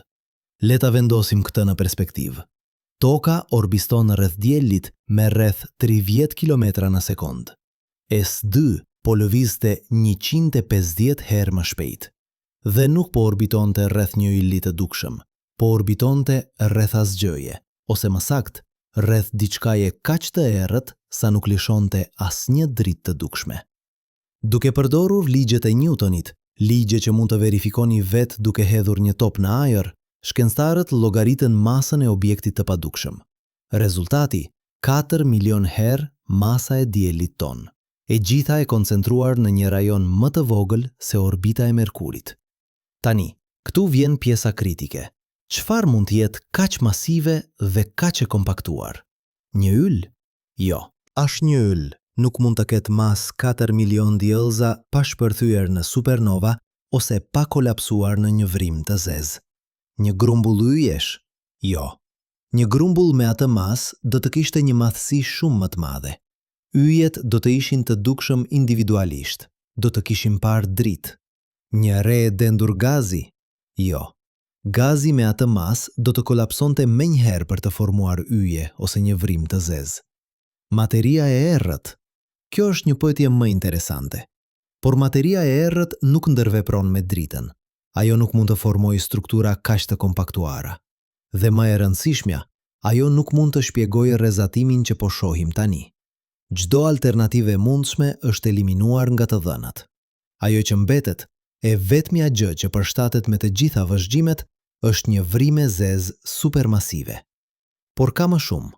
Në vitin 2018, S2 kaloi në pikën më të afërt të orbitës së tij. Dhe në atë moment, teleskopët tan ishin kaq të avancuar sa mund të matnin jo vetëm pozicionin e illit, por edhe ndryshimet në dritën që vinte prej tij. Dhe këtu ndodhi diçka e jashtëzakonshme. Drita nga S2 ishte zhvendosur drejt të kuqes, saktësisht me sasinë që Einsteini kishte parashikuar në vitin 1915. Kjo zhvendosje gravitacionale e kuqe ndodh kur drita largohet nga një fushë fort gravitacionale. Sa më e fort fusha, aq më e madhe zhvendosja. Dhe zhvendosja që matëm përputhej me një saktësi të frikshme me atë që do të priste nga një objekt me masë 4 milion diellza. Më shumë, orbita e S2 nuk po ndiqte një elips të përsosur. Ajo po rrotullohej, efekti quajtur precesion, që Einsteini gjithashtu kishte parashikuar. Shkala e precesionit përputhej me parashikimet. Çdo detaj, çdo matje konfirmonte teorinë. Dhe pastaj erdhi prilli i vitit 2022. Event Horizon Telescope, një bashkëpunim global i 8 radioteleskopëve që vepronin si një teleskop sa madhësia e Tokës, publikoi diçka që askush nuk e kishte parë më parë. Një fotografi të Sagittarius A. Jo një ilustrim, jo një interpretim artistik, por një imazh i vërtet, i ndërtuar nga miliarda pikë të dhënash që tregonte saktësisht atë që teoria parashikonte. Një unaz e ndritshme e gazit të nxehtë që rrotullohet rreth një boshllëku qendror të errët. Madhësia e atij boshllëku? Saktësisht sa madhësia e parashikuar e horizontit të ngjarjeve për një vrim të zezë me masë 4 milion diellza. Forma e unazës e shtrembruar nga përkulja e dritës, saktësisht siç parashikonte relativiteti i përgjithshëm. Asimetria e ndriçimit e shkaktuar nga efektin Doppler relativist. Materiali që lëviz drejt nesh duket më i ndritshëm se materiali që largohet. Përsëri, saktësisht siç parashikonte teoria. Çdo piksel i atij imazi ishte një test i relativitetit të përgjithshëm. Çdo detaj ishte një konfirmim i teorisë. Kjo nuk ishte mas spekulim, kjo ishte realitet i fotografuar. Dhe tani, në janar të vitit 2026, ne po shohim diçka edhe më dramatike. Rrezatimi i kes nga Sagittarius A ylli është rritur me një faktor prej 10 në vetëm disa javë. Teleskopët po regjistrojnë ndryshime që ndodhin në shkallë orësh. Ne po shohim një sistem dinamik që po ndryshon përpara syve tanë. Dhe këtu është pjesa që dua të theksoj. Këto nuk janë pretendime të pambështetura. Këto janë matje të sakta, të përsëritura, të konfirmuara nga instrumente të pavarur në vende të ndryshme të botës. Çdo teleskop po sheh të njëjtën gjë. Çdo ekip shkencëtarësh po arrin në të njëjtat përfundime. Kjo është se si funksionon shkenca e vërtet, jo me besim të verbër, jo me dogmë, por me prova, me eksperimente, me parashikime që mund të testohen dhe që janë testuar mijëra herë. Dhe çdo herë, të dhënat kanë konfirmuar teorinë. Por le të shkojmë edhe më thellë, sepse ka një aspekt të kësaj historie që është edhe më i mahnitshëm se vetë provat. Dhe ai aspekt është ky. Ne po shohim diçka që ndodh 26.000 vjet dritë larg, në një kohë kur paraardhësit tanë ende jetonin në shpella. Mendoni për këtë për një moment. Drita që po shohim tani nga Sagittarius A Ild filloi udhëtimin e saj kur njerëzit modern sapo po përhapeshin nga Afrika, kur neandertalët ende jetonin në Evropë, kur mamutët ecnin nëpër stepat e Siberis. Nuk kishte shkrim, nuk kishte qytete, nuk kishte civilizim siç e njohim ne. Dhe megjithatë, në atë moment të largët në kohë, një il po fillonte udhëtimin e tij fatal drejt vrimës së zezë në qendrën e galaktikës sonë. Për 25.500 vjet, ai il orbitoi në siguri. Ndoshta kishte planete. Ndoshta ato planete kishin jetë. Jeta që lulëzoi dhe vdiq, pa ditur kur se ili i tyre ishte i dënuar. Rreth 500 vjet më parë, në kohën kur Kolumbi po lundërte drejt Amerikës, kur Renesansa po lulëzonte në Evropë, kur perandoria osmane ishte në kulmin e saj, ai yll kaloi shumë afër një ylli tjetër. Ndërveprimi gravitacional ndryshoi orbitën e tij. E hodhi në një rrugë që do të kalonte fatalisht afër Sagittarius A. Dhe tani, në këtë moment, ne po shohim pasojat. Po shohim yllin duke u shqyer. Po shohim vrimën e zezë duke u zgjuar. Por e gjithë kjo ndodhi në të kaluarën. Ndodhi para se Shakespeare të shkruante, para se Galileo të shikonte nëpër teleskop, para se Newtoni të zbulonte gravitetin. Drita ka udhëtuar për 26.000 vjet për të na arritur. Dhe në atë kohë, njerëzimi ka kaluar nga jetesa në shpella të ndërtimi i qytetërimeve, të zbulimi i shkencës, të ndërtimi i teleskopëve që mund të kapin atë dritë dhe ta interpretojnë. Kjo është një nga realizimet më të thella që vjen nga astronomia. Ne nuk shohim kur universin siç është tani. Ne shohim vetëm siç ishte. Çdo fotografi e qiellit të natës është një fotografi e së kaluarës. Sa më larg shikojmë, aq më shumë në të kaluarën shohim. Drita nga dielli është 8 minuta e 20 sekonda e vjetër. Nëse dielli do të shuante tani, ne nuk do ta dinim për 8 minuta e 20 sekonda. Drita nga ylli më i afërt, Proxima Centauri, është 4 vjet e 3 muaj e vjetër. Nëse ai il do të shpërthente sot, ne nuk do ta dinim deri në vitin 2030. Drita nga galaktika më e afërt, Andromeda, është 2.500.000 vjet e vjetër. Kur ajo dritë filloi udhëtimin e saj, paraardhësit tanë sapo po zbritnin nga pemat në Afrikë. Dhe kur teleskopët tanë më të fuqishëm shikojnë në thelësitë e hapësirës, ata po shikojnë miliarda vjet prapa në kohë. Teleskopi hapësinor James Webb ka zbuluar galaktika që formuan yjet e tyre të parë vetëm 300 milion vjet pas Big Bangut. Ne po shohim universin foshnjë. Po shohim gjeneratën e parë të yjeve. Po shohim fillimin. Por ka diçka edhe më të çuditshme. Për shkak të zgjerimit të universit, objektet më të largëta po largohen nga ne me shpejtësi që afrohen me shpejtësinë e dritës. Dhe kjo do të thotë se ekzistojnë rajone të universit që ne nuk do t'i shohim kurrë. Drita e tyre nuk do të na arrijë kurrë, sepse hapësira midis nesh dhe tyre po zgjerohet më shpejt se sa drita mund të udhëtojë. Kjo është një realizim i tmerrshëm dhe i bukur në të njëjtën kohë. Universi është më i madh se sa ne mund të shohim. Ka galaktika, yje, ndoshta qytetërime që ekzistojnë përtej horizontit ton kozmik dhe ne nuk do t'i njohim kurrë. Ato janë përgjithmonë të humbura për ne, jo për shkak të distancës, por për shkak të vetë natyrës së hapësirës dhe kohës. Por le të kthehemi te Sagittarius A Yll, sepse ndërsa po flasim, diçka e jashtëzakonshme po ndodh atje.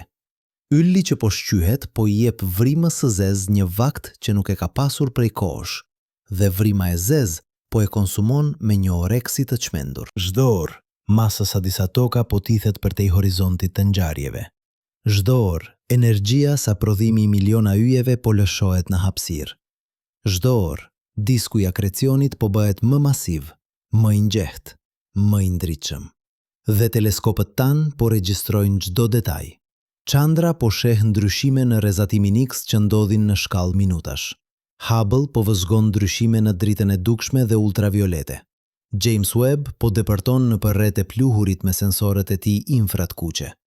Radioteleskopët në tokë po ndjekin pulsimin e rrezatimit radio. Ne po mbledhim të dhëna me një shkallë që nuk ka ndodhur kurrë më parë. Dhe çdo të dhënë e re po na mëson diçka. Po na tregon se si materiali po rrjedh në vrimën e zezë. Po na tregon se si disku i akrecionit po evoluon. Po na tregon se si fushat magnetike po ndërveprojnë me plazman super të ngjehtë. Po na tregon se si rrezatimi po ndikon në gazin përreth. Por më e rëndësishmja, po na tregon se sa shumë nuk e dim. Sepse për çdo pyetje që përgjigjemi, zbulojmë 10 pyetje të reja. Pse aktiviteti po rritet kaq shpejt? Pse rrezatimi X po pulson me një frekuencë të caktuar? A do të formojë Sagittarius A yje gjete? Nëse po, kur? Dhe sa të fuqishme do të jenë? Ne nuk e dim. Dhe kjo është bukuria e shkencës. Nuk është një proces i mbyllur ku ne zbulojmë të gjitha përgjigjet dhe pastaj ndalemi. Është një proces i hapur, i pafund, ku çdo zbulim na çon më thellë në misterin e realitetit. Por ka diçka që e dim me siguri.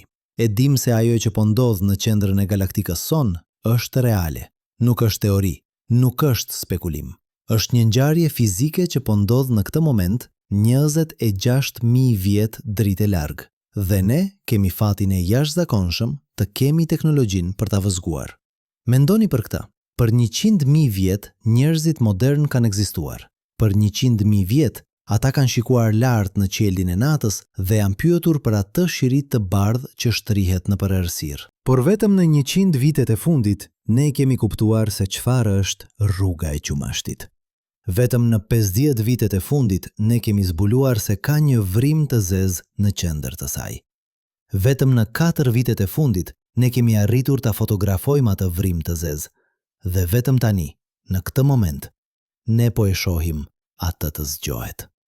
Ne jemi gjenerata e parë njerëzore që mund të jetojë këtë përvojë. Gjeneratat e kaluara mund vetëm të spekulonin. Gjeneratat e ardhshme do të shikojnë prapa në të dhënat që po mbledhim tani dhe do të ndërtojnë mbi to. Por ne jemi këtu, tani, duke parë historinë që zhvillohet. Dhe historia që po zhvillohet është kjo. Një yll po vdes në mënyrën më dramatike të mundshme. Po shqyhet nga forcat batic të një vrima të zezë supermasive. Shtresat e tij të jashtme po transformohen në një spirale të nxehtë plazme që rrotullon me një fraksion të konsiderueshëm të shpejtësisë së dritës. Çdo sekond, masa sa një mal po thithet përtej horizontit të ngjarjeve, kufirit përtej të cilit asgjë, as edhe drita nuk mund të shpëtojë. Dhe ndërsa ky material bie, ai lëshon energji, sasi të pabesueshme energji. Energji që nxeh gazin përreth në miliona grad. Energji që lëshon në rrezatim në të gjithë spektrin elektromagnetik. Energji që po ndriçon qendrën e galaktikës son në mënyra që nuk kemi parë prej dekadash. Por këtu është pjesa që vërtet duhet të kuptoni. Kjo nuk është një katastrofë. Kjo nuk është një kërcënim. Kjo është thjesht universi duke bërë atë që universi bën. Yjet formohen, yjet vdesin. Disa vdesin në supernova, disa bëhen vrima të zeza. Dhe ndonjëherë një yll kalon shumë afër një vrima të zezë dhe ndodh kjo. Është një proces natyror, një proces që ka ndodhur miliarda herë në historinë e universit. Një proces që do të vazhdojë të ndodhë për miliarda vjet në të ardhmen. Ne thjesht kemi fatin të jemi këtu, me teknologjinë e duhur, në momentin e duhur, për ta parë. Dhe ajo që po shohim, po na mëson se universi është më dinamik se sa mendonim. Për shumë kohë, ne menduam qendrën e galaktikës son si një vend të largët dhe të qetë, diçka që mund të injoronim në jetën tonë të përditshme. Por tani po shohim se edhe në shkallë kozmike, gjërat mund të ndryshojnë shpejt. Një yll kalon në vendin e gabuar në kohën e gabuar dhe një gjigant që ka fjetur për mijëra vjet zgjohet. Kjo na kujton se ne jetojmë në një univers dinamik, një univers që ndryshon, një univers ku asgjë nuk është vërtet e përhershme. Yjet lindin dhe vdesin, galaktikat përplasen dhe bashkohen. Vrimrat e zeza zgjohen dhe bien në gjumë. Gjithçka është në lëvizje, gjithçka është në transformim. Dhe ne jemi pjesë e atij transformimi. Çdo atom në trupin ton u formua në një yll që vdiq miliarda vjet më parë. Ne jemi, fjalë për fjalë, pluhur yjesh. Dhe ajo vrim e zezë në qendër të galaktikës son ka luajtur një rol në historinë që na soli këtu. Ka ndikuar në formimin e galaktikës, ka rregulluar shpejtësinë e formimit të yjeve, ka formësuar mjedisin ku ylli ynë u formua, ku planeti ynë u formua, ku jeta u shfaq, ku ne evoluam. Në një kuptim shumë real, ne jemi të lidhur me Sagittarius A yll. Jo në mënyrë mistike, por në mënyrë fizike, të matshme shkencore. Historia jon dhe historia e saj janë të thurura së bashku në strukturën e galaktikës. Dhe tani, ndërsa ajo zgjohet, ne po shohim një kapitull të ri të asaj historie që zhvillohet. Dhe këtu është pjesa që më mahnit më shumë. Ne e kuptojmë këtë. Ne, krijesa të vogla në një shkëm të vogël, kemi arritur të kuptojmë procese që ndodhin në shkallë dhe në kushte që janë përtej çdo gjëje që mund të përjetojmë drejt për drejt. Kemi arritur të ndërtojmë teleskop që mund të shohin në për 26.000 vjet dritë të hapësirës. Kemi arritur të interpretojmë dritën që vjen nga ato distanca dhe të ndërtojmë modele që na lejojnë të kuptojmë se çfarë po ndodh. Kjo është një arritje e jashtëzakonshme. Kjo është dëshmia e fuqisë së mendjes njerëzore. Dhe kjo është arsyeja pse shkenca është kaq e bukur, sepse na lejon të tejkalojmë kufizimet e përvojës son, të drejt për drejt. Na lejon të kuptojmë gjëra që nuk mund t'i shohim, t'i prekëm, t'i shijojmë. Na lejon të zgjerojmë horizontin ton përtej asaj që shqisat tona mund të perceptojnë. Dhe ndërsa qëndrojmë këtu, në këtë moment të historisë, duke vëzguar një vrim të zezë që zgjohet 26.000 vjet dritë e larg, ne jemi pjesë e diçkaje më të madhe se vetja jon. Jemi pjesë e një përpjekjeje njerëzore që shtrihet në përshekuj, përpjekja për të kuptuar universin, për të zbuluar ligjet që e qeverisin, për të gjetur vendin ton në kozmikën e pafund. Dhe ajo përpjekje vazhdon. Çdo ditë teleskopët tanë po vëzgojnë, çdo ditë shkencëtarët tanë po analizojnë, çdo ditë ne po mësojmë, çdo ditë ne po afrohemi me të kuptuarit e asaj që vërtet jemi, jo vetëm si individ, jo vetëm si specie, por si pjesë e një universi që është më i madh, më i vjetër, më i çuditshëm dhe më i bukur se sa mund të kishim imagjinuar ndonjëherë. Sagittarius A yll po na jep një dhuratë tani. Dhuratën e zbulimit, dhuratën e kuptimit, dhuratën e një dritareje në procese që janë kaq ekstreme, kaq të largëta nga përvoja jonë e përditshme, sa vetë ekzistenca e tyre na detyron të zgjerojmë kuptimin ton të asaj që është e mundur. Dhe kjo është arsyeja pse kjo histori është kaq e rëndësishme. Jo vetëm sepse një vrim me zezë po zgjohet, por sepse në atë zgjim ne po shohim universin që na tregon se kush jemi vërtet. Nga vjen, dhe ndoshta, vetëm ndoshta, ku po shkojmë. Por tani, le të bëjmë diçka të ndryshme. Le të ndalemi me faktet për një moment. Le të ndalemi me matjet dhe ekuacionet, sepse ka një pyetje që qëndron mbi të gjitha këto. Një pyetje që nuk mund të përgjigjet me teleskop apo me matematik. Çfarë do të thotë kjo për ne? Jo si shkencëtar, jo si vëzhgues, por si qenie njerëzore që jetojnë jetën e tyre të përditshme në një planet të vogël. Duke u përpjekur të kuptojnë vendin e tyre në një univers që duket kaq i madh, kaq i vjetër, kaq indiferent ndaj ekzistencës son. Sepse këtu është e vërteta që duhet ta përballojmë. Sagittarius A, ylli, nuk di që ekzistojmë. Vrima e zezë në qendrën e galaktikës son, ky monster kozmik me mas 4 milion diellza, nuk ka ndërgjegje, nuk ka qëllim, nuk ka plan. Ajo thjesht ekziston duke ndjekur ligjet e fizikës me një indiferencë absolute. Ylli që po shqyet tani nuk po vuan, nuk po ndjek frikë, nuk po bën pyetje për kuptimin e vdekjes së tij. është thjesht material.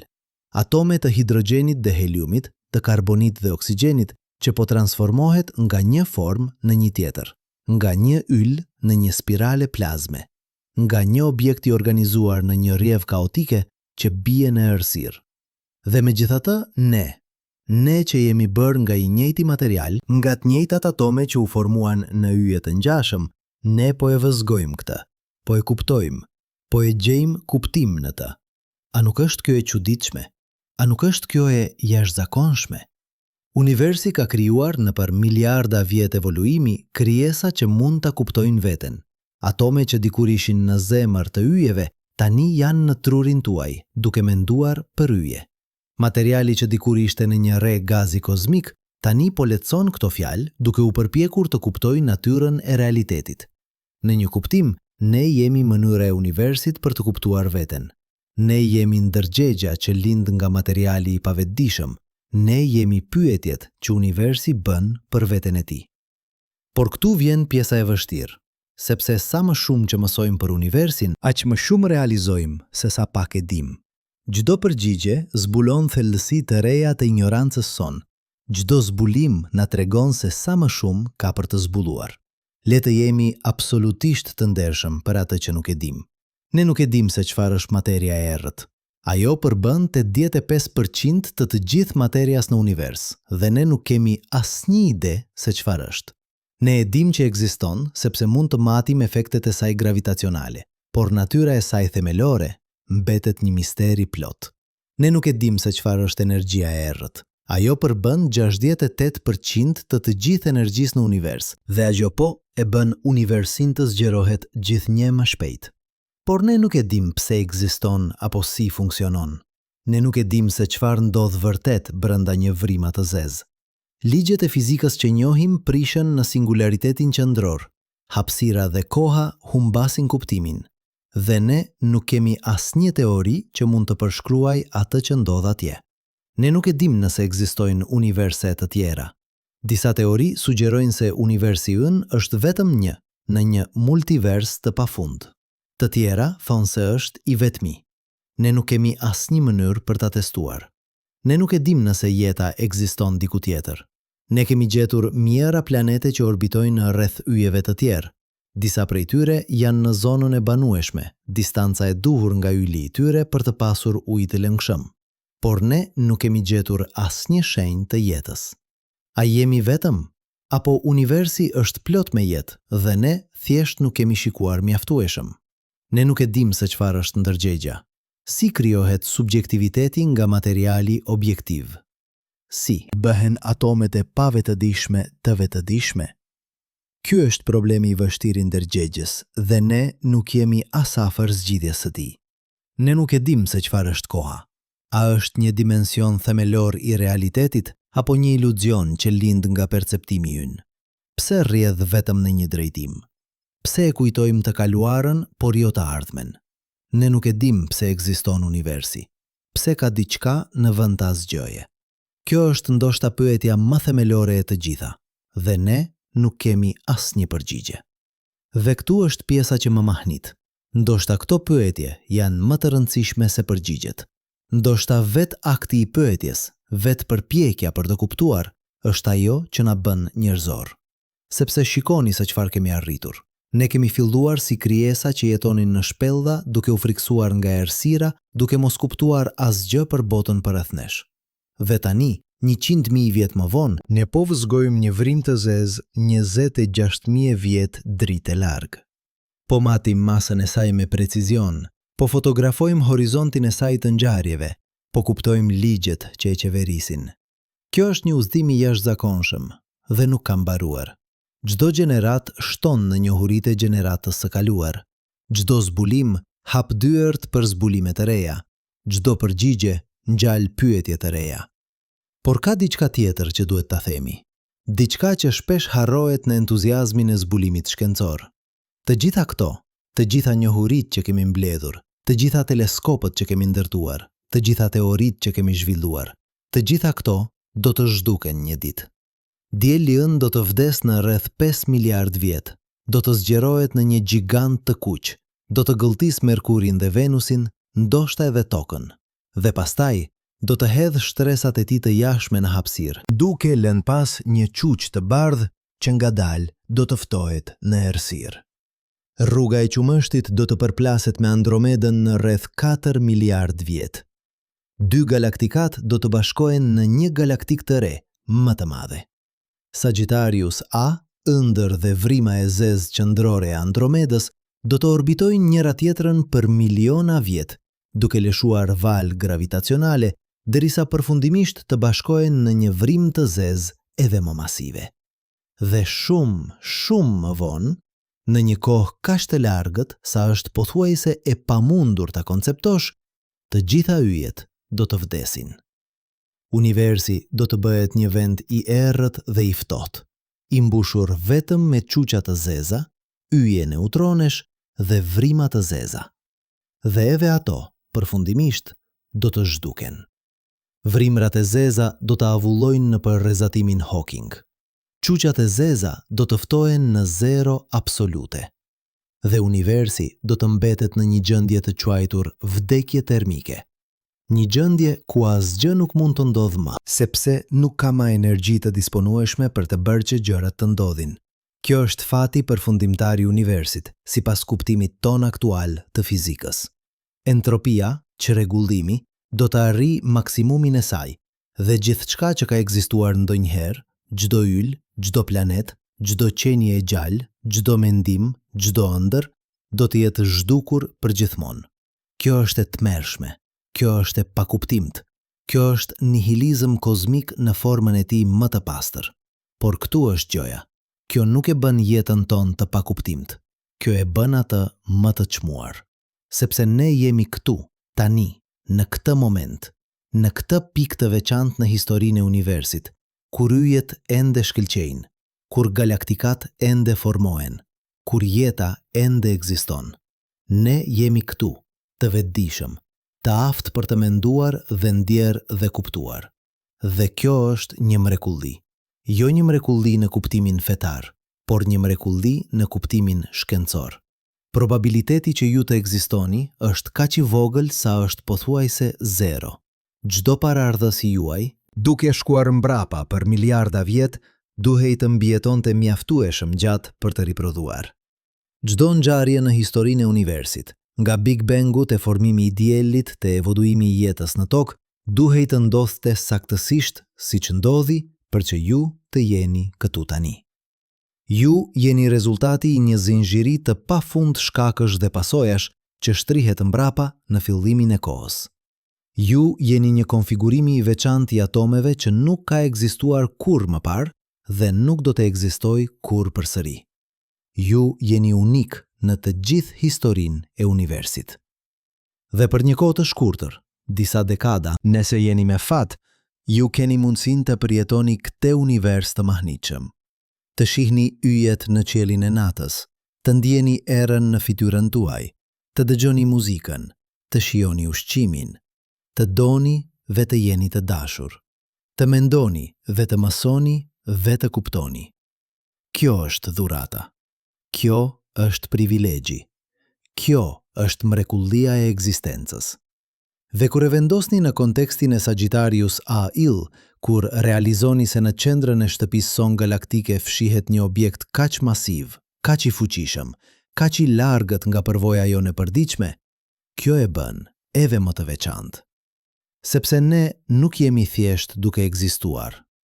Ne po kuptojmë, ne po zbulojmë, ne po mësojmë sekretet e universit, ne po zgjerojmë horizontin e njohurive njerëzore. Ne po bëjmë diçka që asnjë specie tjetër në tokë nuk mund ta bëjë. Ne po shikojmë përtej vetes son, përtej planetit ton, përtej sistemit ton diellor dhe po kuptojmë se si funksionon universi. Kjo është një arritje e jashtëzakonshme dhe është një arritje që vazhdon. Çdo ditë shkencëtarët po punojnë për të zgjidhur misteret e mbetura. Çdo ditë teleskopët po mbledhim të dhëna të reja. Çdo ditë ne po afrohemi me të kuptuarit e asaj që jemi dhe ku jemi. Por le të kthehemi te pyetja me të cilën filluam këtë udhtim. Kujtoni se si filluam? Me një lajm urgjent. Sagittarius A il i thyer po zgjohet. Një vrimë e zezë supermasive në qendrën e galaktikës son po bëhet më aktive se kurrë që nga kur kemi filluar ta vëzhgojmë. Tani, pas gjithë kësaj, udhëtimi në për shkencë dhe filozofi, le ta pyesim përsëri. Çfarë do të thotë kjo për ne? Dhe këtu është përgjigjja ime. Kjo na kujton se ne jetojmë në një univers dinamik, një univers që ndryshon, një univers ku asgjë nuk është vërtet e përhershme. Yjet lindin dhe vdesin, galaktikat përplasen dhe bashkohen, vrimrat e zeza zgjohen dhe bien në gjumë. Gjithçka është në lëvizje, gjithçka është në transformim. Dhe ne jemi pjesë e atij transformimi. Ne nuk jemi vëzhgues të jashtëm, ne jemi pjesëmarrës. Çdo frymmarrje që merrni përmban atome që dikur ishin në yje. Çdo rrahje e zemrës suaj është e mundur për shkak të energjisë që vjen nga dielli, i cili merr energjinë e tij nga fuzioni bërthamor, i njëjti proces që ndodh në çdo yll në univers. Ju jeni të lidhur me Sagittarius. A yll në mënyra që ndoshta nuk i keni imagjinuar kurrë. Vrima e zezë në qendrën e galaktikës son ka luajtur një rol në formimin e rrugës së qumështit, ka ndikuar në shpërndarjen e gazit nga i cili u formua dielli ynë, ka kontribuar në mjedisin që bëri të mundur jetën në tokë. Në një kuptim shumë real, ju jeni pasardhës të yjeve. Ju jeni fëmijë të kozmosit.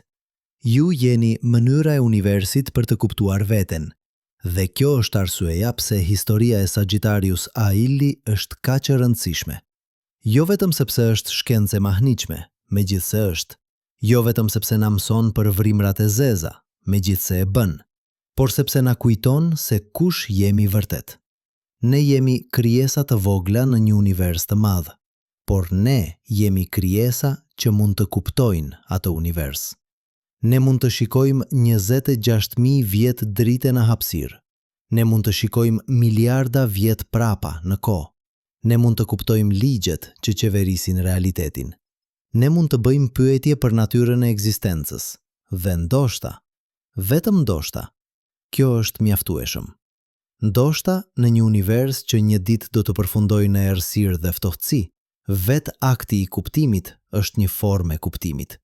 Ndoshta në një univers që nuk ka qëllim të brendshëm, ne mund të krijojmë kuptimin ton. Sepse këtu është e vërteta përfundimtare. Universi nuk do t'ju jap kuptim, nuk do t'ju jap qëllim, nuk do t'ju tregoj pse ekzistoni. Këto janë pyetje që vetëm ju mund t'i përgjigjeni për veten tuaj, por ajo që universi ju jep është kjo, një skenë e mahnitshme, ku mund të luani rolin tuaj. Një strukturë e bukur që mund ta eksploroni, një mister të thellë që mund të hetoni.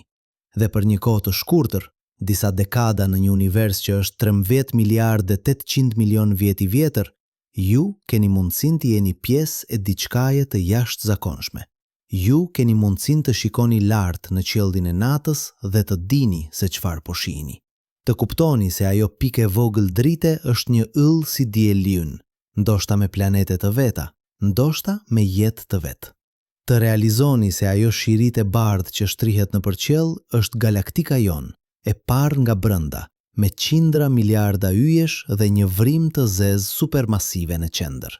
Ju keni mundësinë të jetoni në një kohë kur ne mund të fotografojmë atë vrim të zezë, kur ne mund ta shohim atë të zgjohet, kur ne mund të mbledhim të dhëna që do të na ndihmojnë të kuptojmë jo vetëm Sagittarius A ill, por natyrën themelore të realitetit. Kjo është një privilegj i jashtëzakonshëm dhe është një privilegj që vjen me një përgjegjësi. Përgjegjësia për të vazhduar të pyesim, për të vazhduar të kërkojmë, për të vazhduar të mësojmë, për të kaluar njohuritë tona te gjenerata e ardhshme, për të mbrojtur planetin ton, këtë pikë të vogël blu që është e vetmja shtëpi që kemi, për të përdorur kuptimin ton të universit për të bërë jetën më të mirë për të gjithë. Sepse në fund, kjo është ajo që na bën njerëzor. Jo madhësia jon, ne jemi të vegjël, jo forca jon, ne jemi të dobët, por aftësia jon për të kuptuar, për të ndjerë, për të kujdesur, për të krijuar kuptim në një univers që përndryshe nuk ka asnjë. Dhe ndërsa Sagittarius A ill vazhdon të zgjohet, ndërsa teleskopët tan vazhdojnë të vëzhgojnë, ndërsa shkencëtarët tanë vazhdojnë të analizojnë, ne do të vazhdojmë të mësojmë, do të vazhdojmë të zbulojmë, do të vazhdojmë të zgjerojmë horizontin e njohurive njerëzore. Por më e rëndësishmja, ne do të vazhdojmë të jemi të mahnitur. Të mahnitur nga bukuria e universit, të mahnitur nga kompleksiteti i realitetit, të mahnitur nga fakti që ne, krijesa të bëra nga pluhuriesh, mund të kuptojmë gjithë këta. Sepse në fund, ndoshta kjo është pyetja më e rëndësishme. Jo çfarë është Sagittarius A ylli, por çfarë do të thotë të jesh një qenie që mund të bëj atë pyetje. Dhe përgjigja, mendoj, është kjo. Do të thotë të jesh pjesë e diçkaje më të madhe se vetja jote. Do të thotë të jesh një nyje në rrjetin kozmik të shkakve dhe pasojave që shtrihet nga Big Bangu deri në momentin e tanishëm. Do të thotë të jesh një mënyrë që universi ka për të kuptuar veten. Dhe kjo është mjaft. Kjo është më shumë se mjaft. Kjo është një mrekulli. Kështu që ndërsa shikoni lart në qelin e natës sonte, ndërsa shihni atë shirit të bardhë që shtrihet nëpër errësirë, kujtoni, në qendër të asaj bukurie fshihet një monster kozmik, një vrimë e zezë me mas 4 milion diellza. Dhe ajo po zgjohet. Por mos u friksoni, sepse ajo vrimë e zezë është pjesë e historisë suaj, është pjesë e asaj që ju bëlit mundur. Dhe tani, për herë të parë në historinë e njerëzimit, ne mund ta kuptojmë atë. Kjo është dhurata e shkencës. Kjo është bukuria e zbulimit.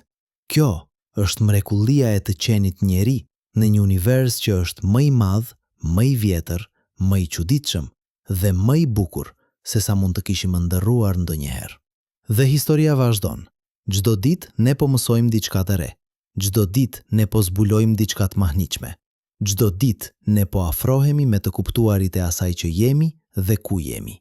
Udhëtimi nuk ka mbaruar. Në fakt, ai sapo ka filluar.